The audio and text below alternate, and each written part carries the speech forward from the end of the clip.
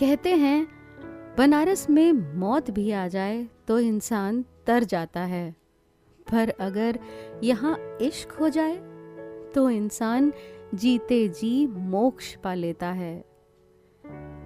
अंकुर का इश्क भी कुछ ऐसा ही था, जिसने उसे बनाया भी और अंदर तक मिटाया भी। वो ठेठ बनारसी लड़का था।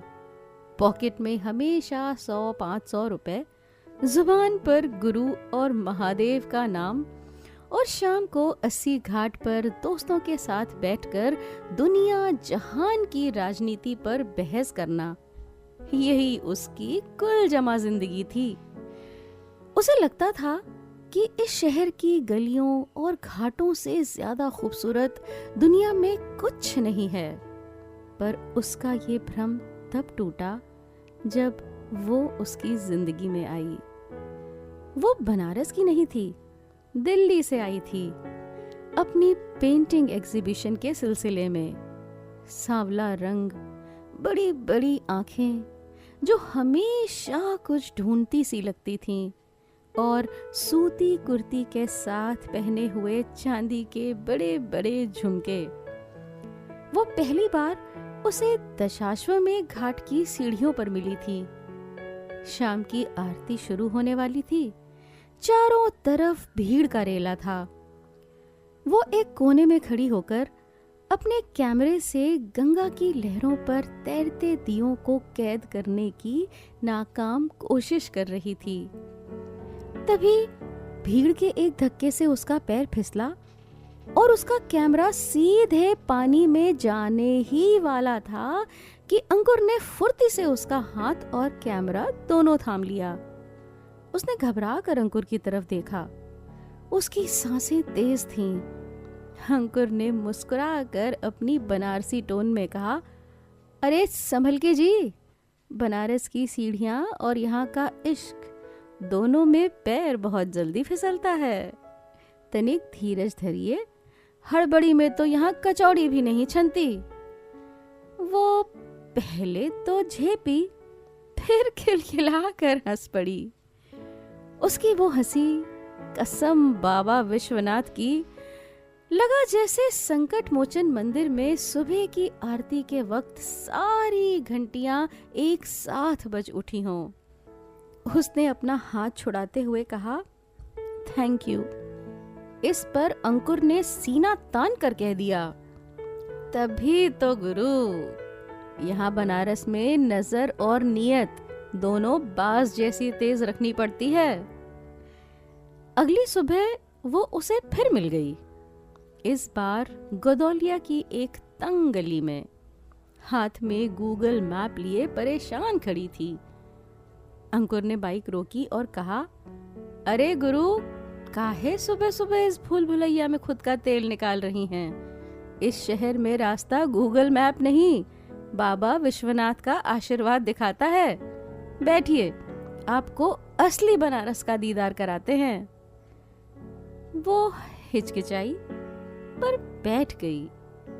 अंकुर उसे सीधे रामचंद्र चौरसिया की दुकान पर ले गया।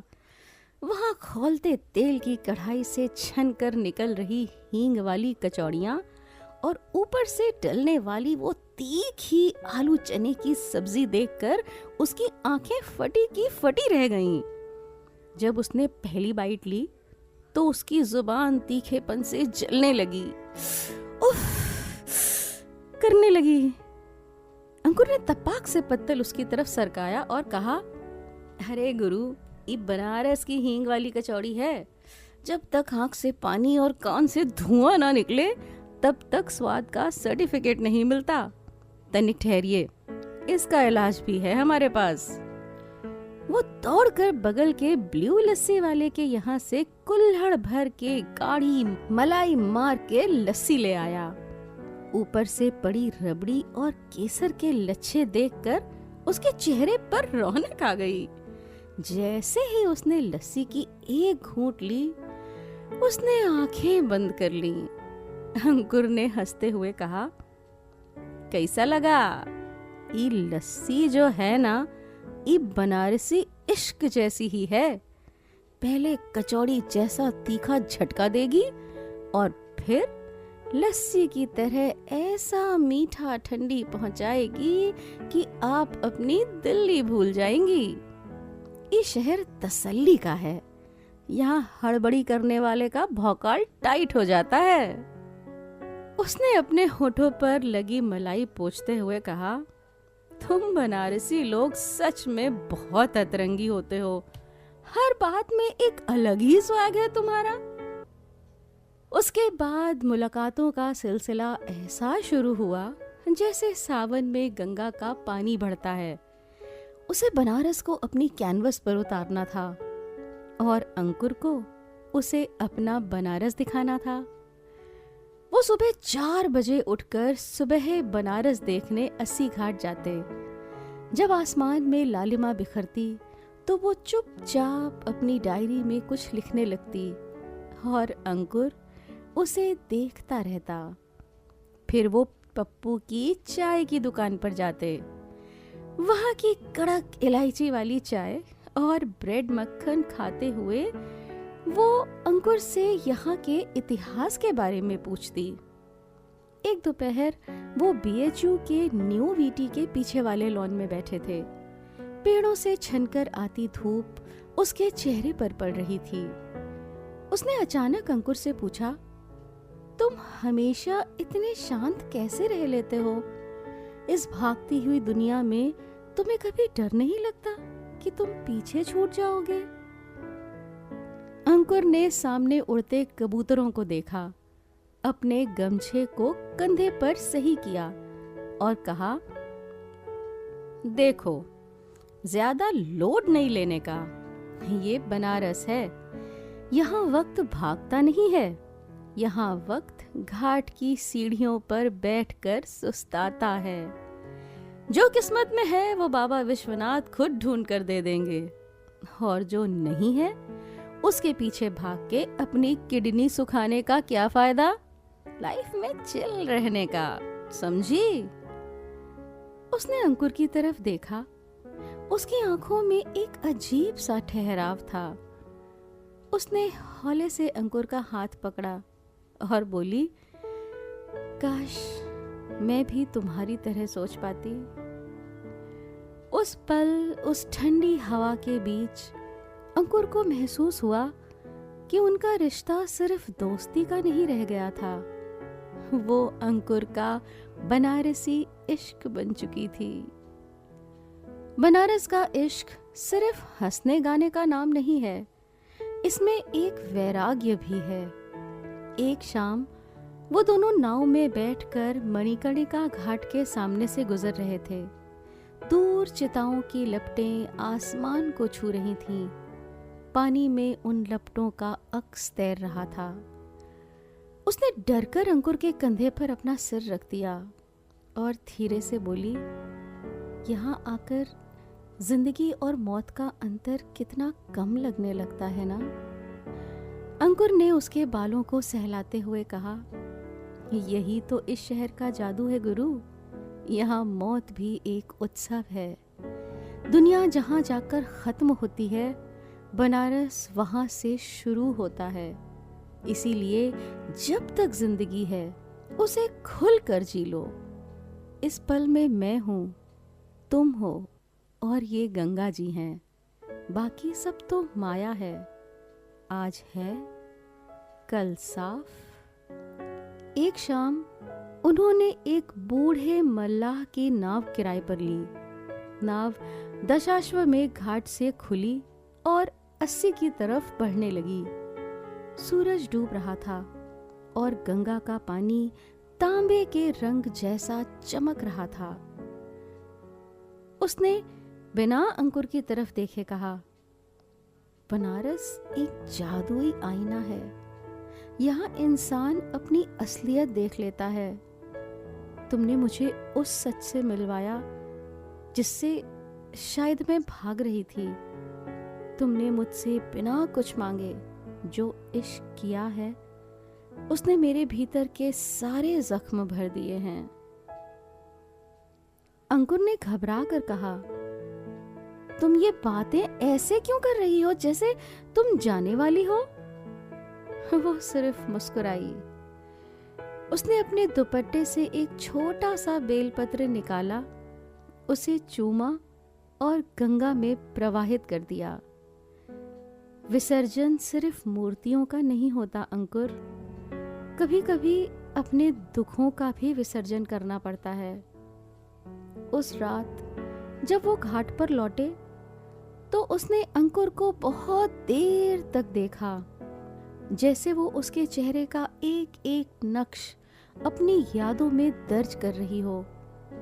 उसने अंकुर के कंधे पर सिर रखा और वो दोनों सुबह की पहली किरण तक वहीं बैठे रहे। सच तो ये था कि उसका बनारस का सफर खत्म हो रहा था। उसे वापस अपनी दुनिया में दिल्ली लौटना था। उनकी वो आखिरी शाम रामनगर किले के सामने नाव पर बीती। सूरज डूब रहा था और पूरा आसमान सिंदूरी हो गया था। उसने रोते हुए अंकुर से कहा, मैं तुम्हें भूल नहीं पाऊंगी, पर मेरी दुनिया अलग है, मेरे परिवार के सपने अलग हैं। मैं शायद कभी वापस ना आऊं। अंकुर का दिल अंदर से टूट रहा था, जैसे घाट का कोई पुराना पत्थर भरभरा कर गिर गया हो। पर उसने अपने आंसू छुपाए, एक लंबी सी सांस खींची और मुस्कुरा कर कहा, अरे पगली, रोती काहे हो? बनारस से कोई कभी दूर जाता है क्या? तुम जहां भी रहोगी, तुम्हारे भीतर ये बनारस हमेशा जिंदा रहेगा। वो हींग वाली कचौड़ी की तीखी याद, वो लस्सी की मिठास हमेशा तुम्हारे साथ रहेगी। और हमारा क्या है, हम तो यहीं घाट पर मिलेंगे, चाय का कुल्हड़ थामे और तुम्हारी यादों के साथ। क्योंकि बनारसी जिसका हाथ एक बार पकड़ लेता है ना, उसका साथ 7 जन्म तक नहीं छोड़ता, चाहे वो कितनी भी दूर काहे न चली जाए। उसने जाते जाते राघव के हाथों में एक चिट्ठी पकड़ाई। उसके चले जाने के बाद राघव ने कांपते हाथों से वो कागज खोला। उस पर उसकी खूबसूरत लिखावट में सिर्फ ये चंद लाइनें लिखी थीं। अंकुर, तुमने मुझे जीना सिखा दिया। मैं जब बनारस आई थी तो शायद अंदर से एकदम खाली थी, पर तुमने अपने निश्चल इश्क से मुझे महादेव का प्रसाद बना दिया। मैं अंदर से भर चुकी हूं। मैं वापस नई ऊर्जा के साथ अपने अधूरे छूटे संसार में वापस जा रही हूं। तुम मुझे ढूंढने की कोशिश मत करना, क्योंकि तुम मुझे ढूंढोगे कहाँ? मैं तो अब गंगा की हर लहर में और बनारस के इन घाटों के हर पत्थर में हूँ। हमने एक दूसरे से यहाँ पर जो भी बातें की, वो इस जन्म के लिए काफी हैं। अंकुर रोया नहीं। बनारस के घाट पर बैठकर कोई रोता नहीं है, क्योंकि यहाँ का हर पत्थर जानता है कि जो आया है उसे जाना ही है। अंकुर ने उस कागज के टुकड़े को अपनी जेब में रख लिया, उसकी खुशबू को अपनी सांसों में भरा और चुपचाप वहां से चल दिया। आज उस बात को कई साल बीत गए हैं। वो आज भी उसी रात के सन्नाटे में घाटों पर जाता है, पर अब अकेला नहीं होता। उसके साथ वो होती है, मौन। उसकी वो बातें होती हैं अंकुर के अंदर। लोग उससे पूछते हैं, अंकुर, तुमने कभी शादी क्यों नहीं की? तुम्हारी कोई अधूरी प्रेम कहानी है क्या? अंकुर मुस्कुरा कर रह जाता है। उन्हें कैसे समझाए कि कहानियां इंसानों की होती हैं, जो शुरू और खत्म होती हैं। हमारा तो इश्क था, जो बनारस की हवा और मिट्टी में मिलकर इबादत बन गया। वो जहां भी होगी एक मुकम्मल इंसान बनकर जी रही होगी। और मैं यहाँ खुश हूँ क्योंकि महादेव साक्षी हैं। मेरा इश्क जिस्म की सीमाओं से परे रूह का था, और बनारस में जो रूहानी इश्क हो जाता है वो कभी अधूरा नहीं रहता, वो महादेव की तरह अनंत हो जाता है।